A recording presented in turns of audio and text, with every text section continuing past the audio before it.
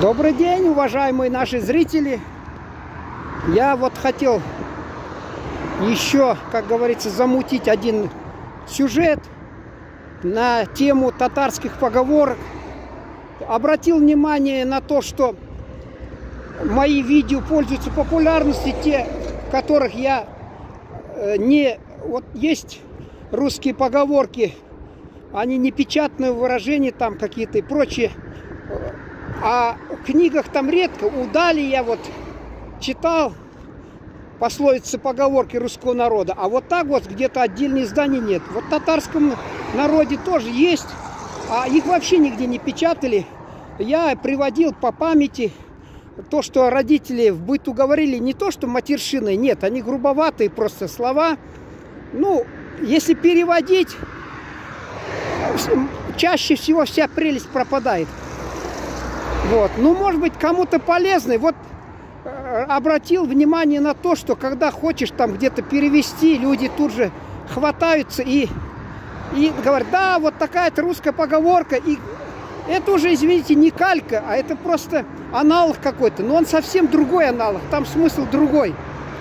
А не случайно, вот, допустим, стихи поэтов. Я вот в нашей редакции работал, и один русский товарищ, то ли он фотограф, фотокорреспондент, кто, у него жена татарка, он ей, видимо, хотел приятно сделать. И он мне попросил, ты не можешь мне вот как-то подсрочно еще, значит, перевести там Джалиля, а я хочу перевод стихи написать. Вот я, говорит, стихи пишу, Мусу Джалиля хочу на русском языке.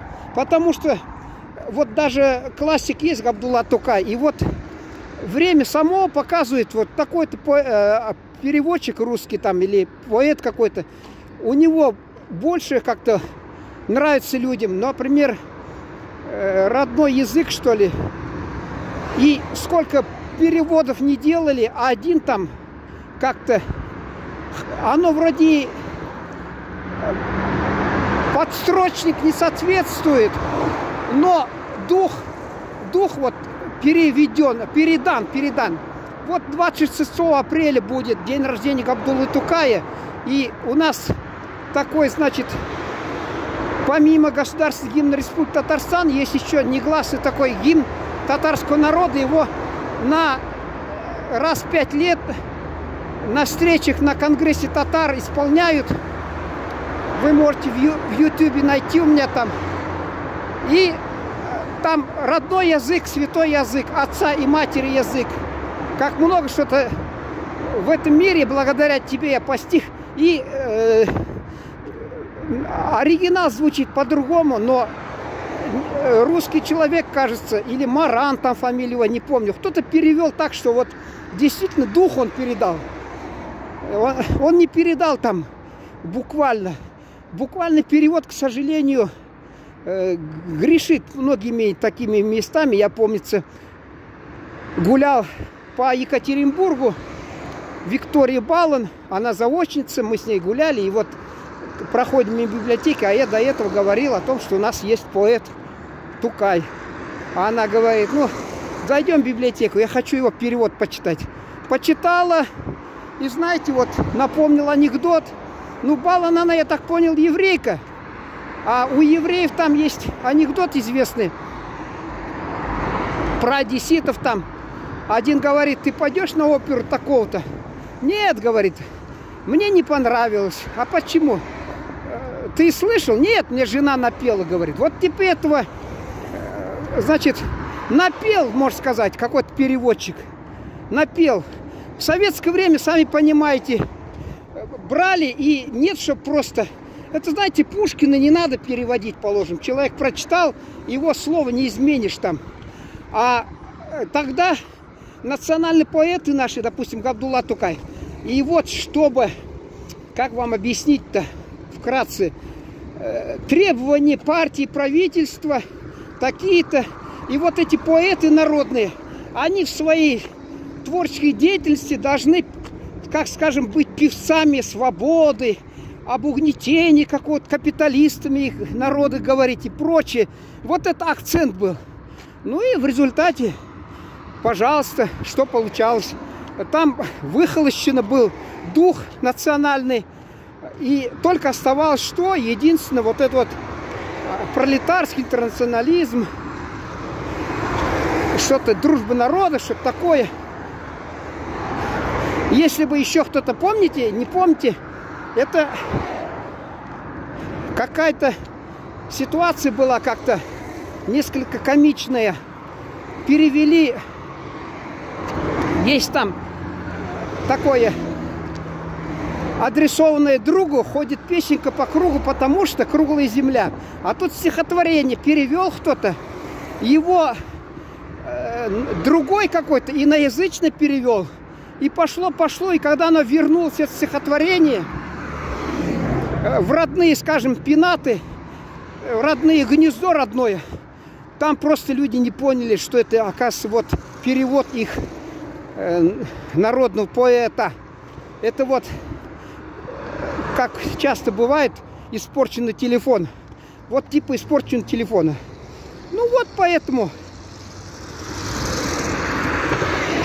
скоро вот у нас опять день рождения Тука, и там, конечно, его стихи будут звучать. А вот я что хотел сказать, поговорки наши. Поговорки очень трудно действительно перевести.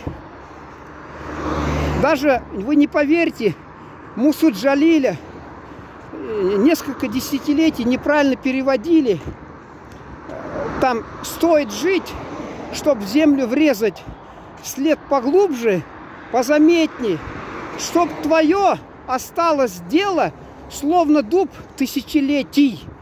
А потом где-то прошло какое-то время, и когда уже распечатано все было, все поняли, ага, надо дуб тысячелетний.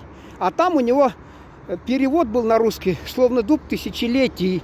Это тоже так погрешность, а вот очень много проходит. И вот эти поговорки я вот на татарском делал, очень люди, многие приняли хорошо. И я не знаю, может отдельно я посвящу этому сюжет. Постараюсь как-то перевести, чтобы людям стало доступно. Вот. Ибо если я сейчас начну просто вот буквально, могу перевести буквально, допустим, да, там грубые наши татарские поговорки.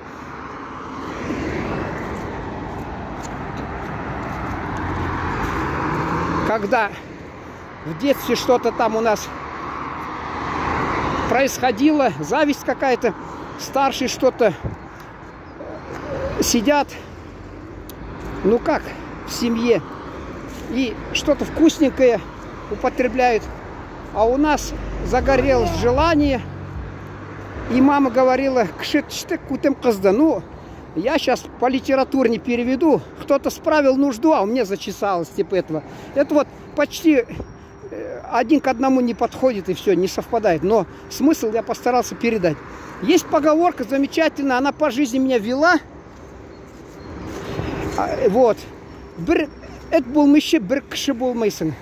Значит, не побыв собакой, вот опять я вот уже буквально перевожу, не станешь человеком. Вот и по жизни это регулярно вот это подтверждение я находил. Когда в школе учился тяжело, потом после этого поехал учиться на киномеханика, и было тяжело, а потом я приехал, и мне как-то работать было легко, как Суворов говорил, тяжело в учении, легко в бою. Уже легче в работе было. После этого на журфак поступал первые годы, так тяжело было, очень тяжело. Там первые 2 года особенно. Отчисление шло, конечно, бешеными темпами, там вместе с теми, кто на заочку ушел, и то, кто не выдержал.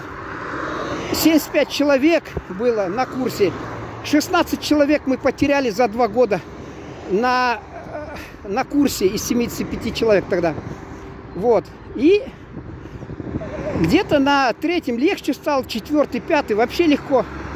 И потом я приехал в редакцию работать. Первые 3 года было очень тяжело работать. Опыта нет. А газета партийная, коммунистическая, горком партии. Правила крайне строгие. И потом, когда я уже коммунистов разогнали, и я испытал, знаете, творческий такой полет, потому что как раз 90-е годы и золотое перо дали журналист Татарстана, потому что я именно писал так, как людям интересно было, а не то, что как партия велела. Вот. И постоянно вот так вот бывает.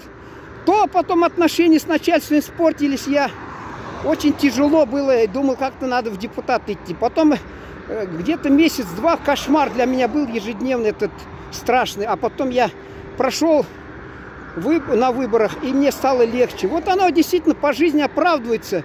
Это был еще был мысль. Потому что по жизни так вот получается, что надо пережить какие-то сложности, трудности. Они закаляют, и опыт какой-то получается, а не то, что так все как это. Когда легко достается, человек не ценит. Даже когда человек физически поработает, аппетит у него, любую еду с удовольствием потребляет. А когда он ленится, то и изысканные блюда, он в них не находит ничего такого привлекательного. Вот поговорки у нас. Они, конечно, слова, лексика перешла. Идешь, вот дом, допустим, башни называют. От слова баш — голова. Башлык. На голове что? Баш на баш. Башковитый говорят. Не говорят головастый. Или вот это голова там и прочее. А башня. Вот. Это просто показывает особенности языка, который не дает заваляться хорошему слову. В свое время Пушкин писал о том, что татарские слова в русский, они как попали не благодаря там когда-то, значит, там 300 лет там иго якобы, вот на силой. Нет, просто они у нас там идет согласный, гласный, таракан, барабан, аркан. Очень легко произносится, поэтому, естественно, то ли баш говорить коротко, то ли голова. Вот. И много, в общем-то, слов. И сейчас, конечно, в социальной сети у нас там тюркские народы братские, спор идет. Да не татарские вовсе это слова, это тюркские. Как это говорит, я извиняюсь. Вот я извиняюсь там, да, я допускаю вот при дворе царя государства российского были вельможи, нагаи, нагайцы там были, да. Я что-то больше не помню. И до взятия Казани уже 800 мурс князей, значит, было. 800 князей уже на службе у русского царя. И Салтыкова, например, татарские корни. Это Глинская, мать Ивана Грозного, Салтыкова, мать Петра I там. И многих там, значит, татарские корни. Вплоть до того, что вы знаете, что Романов, например, на самом деле у него Кобыла там назывался, то ли прозвище, фамилия. Это потом уже фамилию взяли Романов. И в 1613 году, когда его куда, значит, поехали, Боярская дума, что ли, выбирала, его решили на царство звать. Вот. И вот за 1913 год я читаю журнал «Природа и люди», могу показать это. Там написаны его татарские корни, что его отец Михаил Романова, значит, даже как-то пытался его по-татарски что-то там воспитывать, и даже надевал иногда на него татарскую ермолку, тюбетейку, значит. Вот это вот было. Очень многие, кстати, в роду. Некоторые гордились. Тот же Державин говорил, я от Мурзы Багрима, я из-под Казани. А другие народы нет. Они значительно позже. У нас, например, татары, купцы были. Я не могу сказать, ногайцы, купцы, нет. Татары действительно купцы были. И Александра Николаевича Островского читаете, или вот кино по его пьесам читаете, смотрите, там как этот Крючков играет купца Ничкины, кажется, и говорит: по-татарски йог, по-русски нет. Вот. Откуда знает это татарское слово этот купец? Потом, значит, еще есть там, когда приходит он домой, и мать спрашивает, он говорит: все, мать, женюсь. На ком? На обеих. И мать сознание потеряла, а, значит, служанка, Матрена, что ли, говорит. И вот он говорит: да ты что, татарин, что ли? А чувствуете хоть малость, типа на обеих женишься? Откуда вот знали обычаи татарские? Две жены, купцы, потому что приезжали, и у купцов, как правило, две жены по шариату, можно 4. Когда его жене 50 лет, он брал 20-летнюю вторую молодую жену. И вот оттуда обычаи, это все на Руси, это диким казалось. Очень много слов. Габдулла Тукай тот же сокрушался по поводу того, что это век с небольшим назад сокрушался по поводу того, что татары не хотят изучать русский язык. Дескать, через русский язык бы и мировую культуру там можно постичь, и классиков. Он же читал там Плещеева, кажется, Пушкина, Лермонтова. Вот. Тоже вот там перевод был.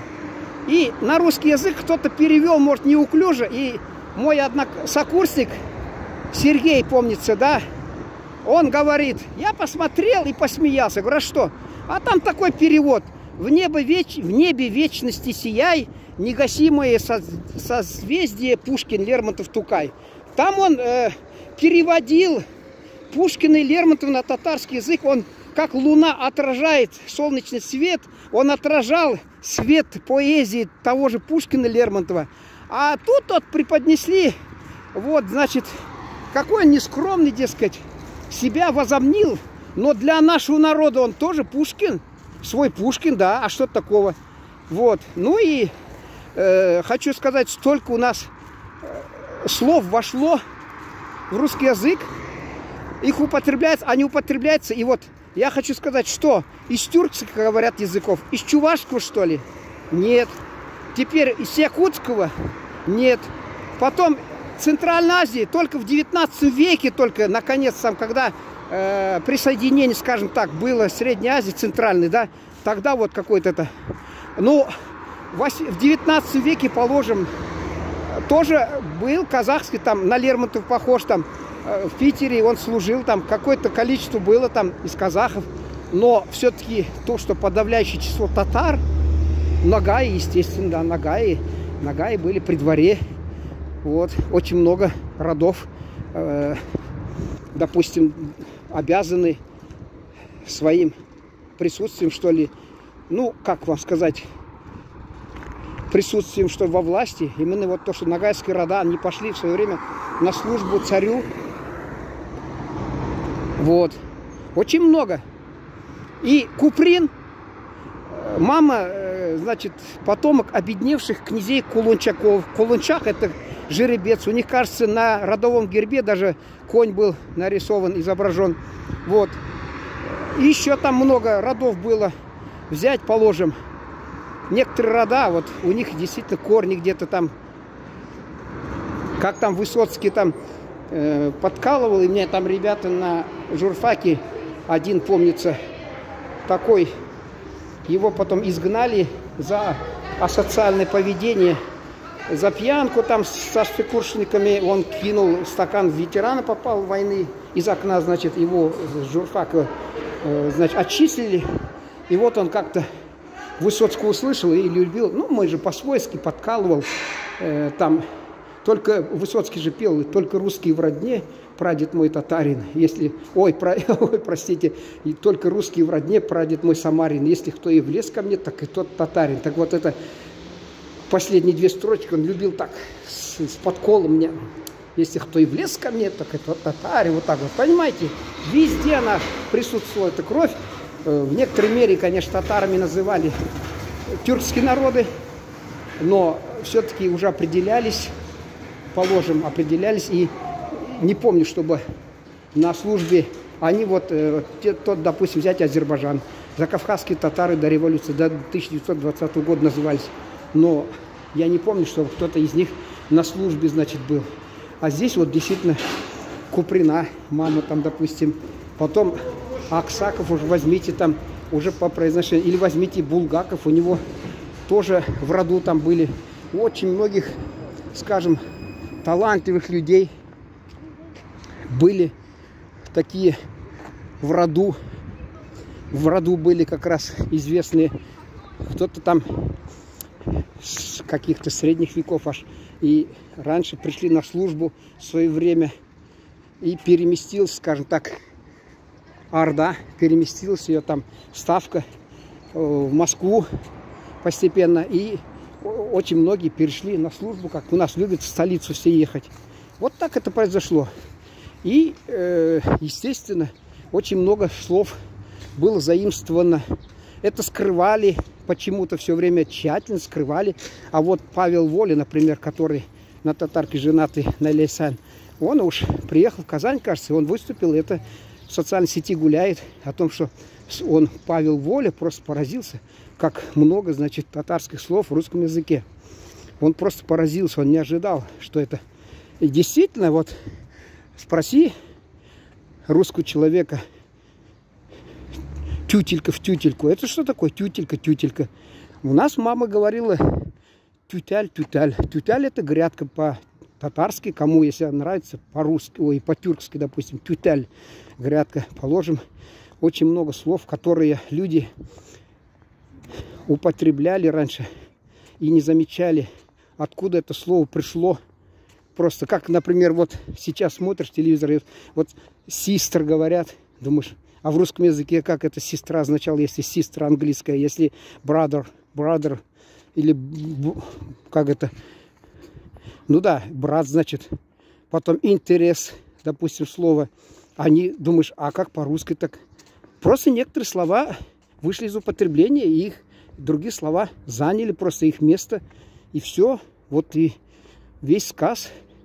Поэтому у нас вот заимствование интересное. Правда, у нас, как в свое время насмех я поднял, к сожалению, до их ушей, наверное, не дошло. На радио, которое сейчас запретили, выступал, значит, он сейчас уехал в Америке, живет, и выступал. Сейчас он, кажется, нездоров даже, поэтому смысла нету там говорить в его адрес как-то слишком это. Он как-то сказал о том, что кулаками называли, дескать, людей, потому что они спали в степи, там, в поле, положив, значит, кулак под голову. А я думаю, а что, его, значит, работяги, которые наемные рабочие, батраки, что они прям на подушках, что ли, спали, значит, в отличие от него там. Он кулак как раз под голову положив. Кулак. На самом деле кулак — это кул, рука. Ак — это белый, белая рука. Это люди, которые... Вы знаете, что на Руси длинные рукава, и говорили, работать спустя рукава. Длинные рукава были у тех, кто не особенно работал, он только ходил, смотрел. И, возможно, поэтому у него и, в отличие от работяг простых, там, батраков, которые руки были загорелые на солнце, у них руки белые. И вот отсюда, возможно, действительно кол-ак и называли.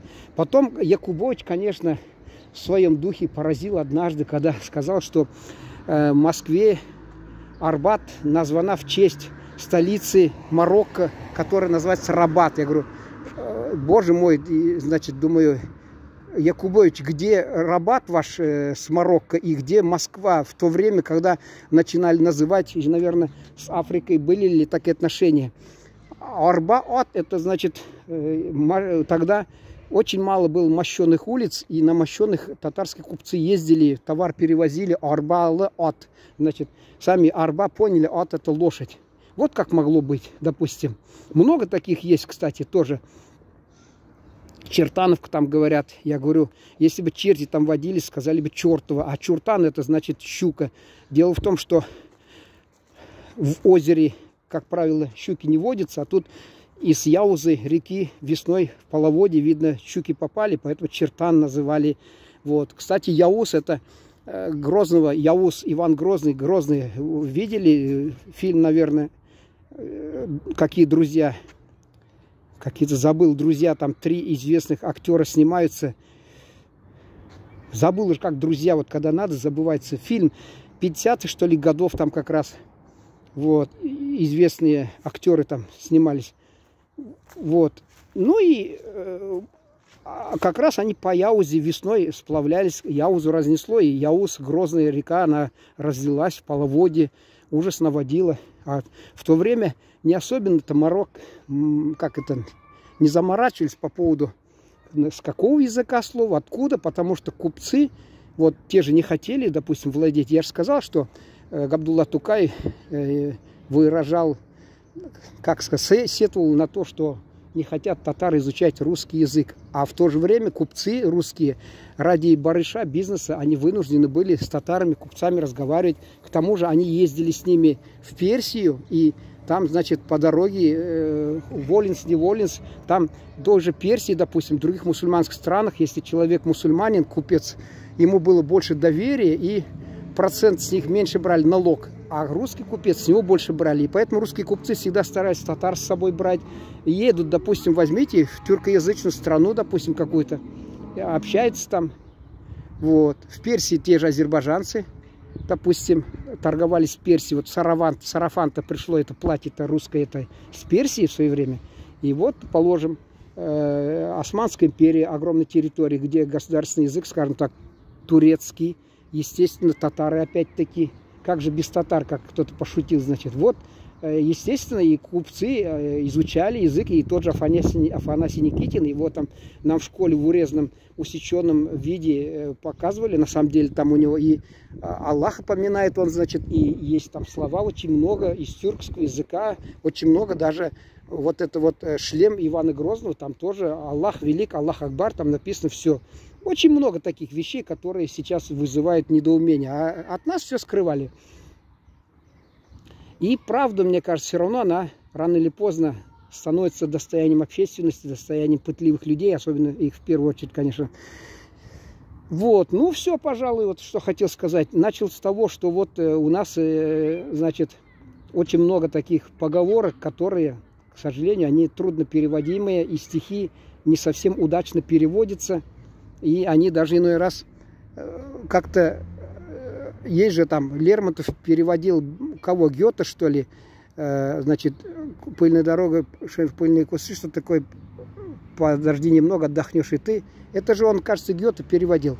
И, кстати, перевод настолько понравился, что людям нравится, например, очень многие подражания Гёте, допустим, а тот же Габдулла Тукай, подражание Пушкину, там старался он как-то именно в их духе восхищен был и старался передать для своего народа это стихотворение, это творчество какого-то поэта, представителя другой национальности. Ну, я считаю, что вот именно это положительное явление надо отмечать всегда, ибо все-таки взаимопроникновение культур, оно позволяет народам, как сказать, меньше копить негатива по отношению друг к другу, потому что человек, воспитанный помимо своей культуры, на культуру других народов, он все равно как-то это, у него иной взгляд на эти народы, иной взгляд на их жизнь, быт, и как-то, мне кажется, меньше оснований это дает для возникновения каких-то недоразумений, мягко выражаясь, каких-то негативов. Все-таки, ну, все, наверное, пожалуй. Потому что, когда от населения скрывают правду, вот я когда учился в школе, мне запомнил слова карточки, учительница наша с 1 по 4 класс, она сама немка этническая, ей, видимо, по программе давали, карточку поднимали, и она говорила «Куликовская битва». И, значит, или она поднимала карточку 1380, и мне запомнился, надо, говорить, руку поднимать, говорит, Куликовская битва. В то время преподносили это, что вот с одной стороны, значит, русские рати, с другой стороны, монголы-татары, дескать. На самом деле оказалось, что и с той, и с другой стороны были, значит, и русские татары, и плюс еще к тому же Мамай, который якобы, которого победили, и после этого освобождения Руси пошло. На самом деле считается, оказывается, Мамай это был темник, и он хотел независимости. По сути, если бы Русь пошла бы за Мамаем, то, глядишь, может быть, действительно, скорее всего, это суверенитет, так скажем, вернулся бы на Русь. Нет, русские князья решили, как сказать, выслужиться, что ли, грубо выражаясь, перед ставкой хана там, и решили этого отщепенца наказать, значит, Мамая, хана Мамая. Вот так вот история нам постоянно старается в выгодном ключе, и не случайно же говорит, что Россия – это страна с непредсказуемым прошлым. Вот, пожалуй, на этом будем завершать. Если кто-то хочет свою точку зрения выразить, пожалуйста, пишите. Тут главное не переходить на личности, а именно тему, свою точку зрения излагать на эту тему. И это покажет лишний раз вашу осведомленность и уважение вызовет у людей. Никому, извините, срач, он ни для кого не привлекателен. Вот. И если человек считает именно так, то он должен просто свои аргументы, и чтобы можно было с другой точки зрения взглянуть на эту тему, и, возможно, в следующих передачах, учитывая именно точку зрения, которая там у него, значит, его аргументы, которые имеют право на существование. Ибо история, она все-таки нельзя сказать, что вот она, не все уверены, что именно вот так вот все происходило. Какие-то, значит, иные взгляды на историю, они со временем открываются, завеса тайны, скажем так, и они вот пробиваются сквозь время, несмотря на то, что вот эти историографы или летописцы, они рядом стояли с ними, и им диктовали обычно при дворе там какие-то, не случайно, тут Карамзина, допустим, свое там заказное было, значит, история государства российского, это Карамзин, кажется, да, или еще что-то. Каждый раз все-таки другой взгляд был. Когда пришел, значит, начали с Запада невест брать, то, как правило, и все, и переменили, все, акценты поставили другие, вот, и все. Кто его знает, я вот, честно говоря, вот крамольную мысль скажу, что, а если бы, допустим, Петр I не прорубил бы окно в Европу, а кто знает, я не знаю, честно говоря, стопроцентно, может быть, судьба, или, как сказать, Россия пошла бы другим путем, и кто его знает, может быть, все иначе сложилось, и не совсем в том варианте, в котором было. Откуда? Нам не дано, нам не дано. Поэтому не буду я тут останавливаться на том, что вот, дескать, вот так это плохо, вот так при этом царе было хорошо, потому что, допустим, читаешь Пикуля о царствовании Анны Иоанновны, слово и дело, 2 тома, и все в негативе, а потом через какое-то время узнаешь, а при Анне Иоанновне то-то, то-то, то-то было. Екатерина, допустим, такие-то негативные моменты, а в то же время такие-то положительные. А у нас почему-то люди, которые освещают историю, норовят все как-то в одном цвете подавать, негативным, значит, или во все, так, только одни, скажем, нотки восхваления. Хотя прошлое это такое, знаете, оно многоцветное, и не надо, скажем, уподобляться ребенку. Вот ребенку, в отличие от взрослых, говорит, свойственно людей воспринимать или как нехороший человек, или как хороший. История, она многоцветная, она многоплановая, многообразная, и было бы как-то глупо быть, знаете, у нас есть люди, которые, допустим, им не дают право на вождение автомобиля, потому что они вот цвета. Я вот сейчас буду сидеть и мучиться, дальтоник, что ли, или что там, как-то по-другому. Ибо они начинают путать цвета и не могут нормально. И то же самое черно-белое или черном цвете, или белом воспринимать, оно как-то не совсем правильно, на мой взгляд. Ну все, спасибо на этом. Спасибо вам за внимание, за то, что вы нашли время, чтобы выслушать это. Если у вас какие-то есть свои точки зрения, то я думаю, что они тоже имеют право на существование. Самое главное, чтобы они были поданы, как сказать, неважно даже иной раз, что человек говорит, важно, как он это подает. Если он это подает с тоном ментора, а надо всегда стараться подавать это, как, знаете, вот как одна из версий. И я тоже никоим образом не претендую на то, что, допустим, вот заимствования в русском языке, вот они обязательно, вот эта версия, допустим, более убедительная моя, положим, я так считаю, но она версия. Положим, я когда-то когда одессит брат трое там вузы закончили в Одессе, один приехал, и у него гора была, там целые там десятки посылками прислали книг по физике и математике. Он физмат закончил Одесского института педагогического имени Ушинского. И я там, значит, нашел этимологический словарь и с удивлением обнаружил, что слово молоко, оказывается, с польского млека. И мне тут же закрался вопрос странно, а почему млека? А млека что означает? Вот в тюркских языках, например, скажем, мал-ака, это значит белок животного. Оно как-то более понятно. А потом я читаю там солдат, это значит платили когда-то мелкой монетой за службу зольда. Ну, думаю, а зачем монеты мелкой платили? Что, мало не получали, что ли, на службе там у государя или кого-то там итальянские, что? И вот зольда, значит, поэтому зольдат. А в тюркских языках солдаат, вложи и стреляй. А почему, допустим, эту версию наряду не привести? Вот так много. Я думаю, что пытливые умы оценят мои попытки как-то показать с иной точки зрения вот это неохватное богатство лексики наших языков. Все, спасибо за внимание. Всего вам доброго.